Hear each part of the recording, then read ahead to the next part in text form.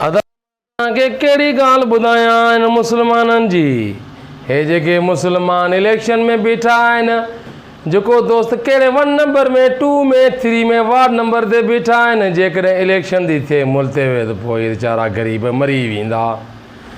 वो कन बनियूं खपायूं, कंहिं प्लाट खपाया, कंहिं कारूं खपायूं, कंहिं घर खपाया।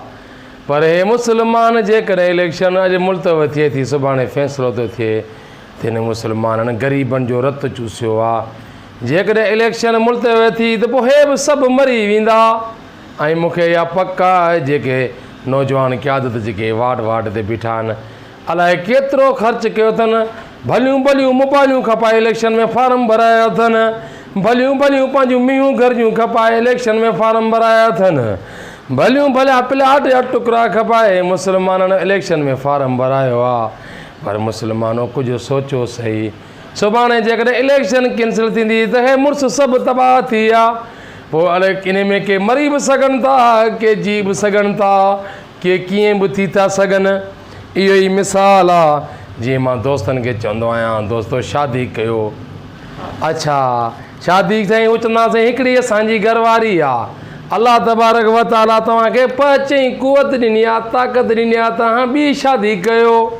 ॿी मां बि औलाद नथो थिए त टीं कयो, टीं मां बि औलाद नथो थिए त चौथीं कयो। चैन ते इजाज़त आहे, असांखे चैन जी इजाज़त आहे, चैन ते ब्रेक लॻी वियो आहे।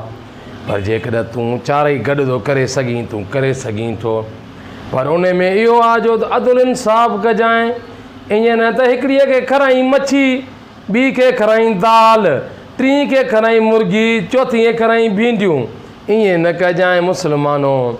यादि रखो, असां मुस्लमाननि जी ज़िंदगी अधूरी, असांजूं ख़्वाहिशूं उमेदूं असुल पूरियूं कोन थियूं ऐं न कोई थींदियूं। पर ख़्वाहिशूं ऐं तमनाऊं हिननि वॾेरनि जूं बि कोन थियूं, जेके लखें रुपयनि जी आमदनीअ घर में अचण वारा आहिनि, जेके जंहिं ते वार्ड ते संभरिया बीठा आहिनि। मां बि इलेक्शन में बीठो आहियां, मां बि इलेक्शन में बीठो आहियां। इहा ख़बर कान त वॾा बीठा पिया, नंढनि जो कहिड़ो कमु आहे इलेक्शन में। जॾहिं वॾो मौजूदु आहे त नंढनि जो कहिड़ो कमु आहे, जो हर कंहिं वार्ड ते फार्म भरायूं बीठा आहिनि।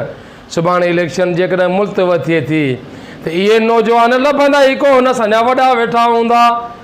हिननि मुस्लमाननि जी रत चूसी आहे, अञा बि असांजी रत चूसणु चाहिनि था। चङा भला असांजा दीनदार नेक निमाज़ी मुहिद माण्हू, जिन खे चवंदा साईं वोट सोची सम्झी ॾिजो, चवंदासीं तव्हां मुलनि जो दिमाग़ ख़राबु आहे।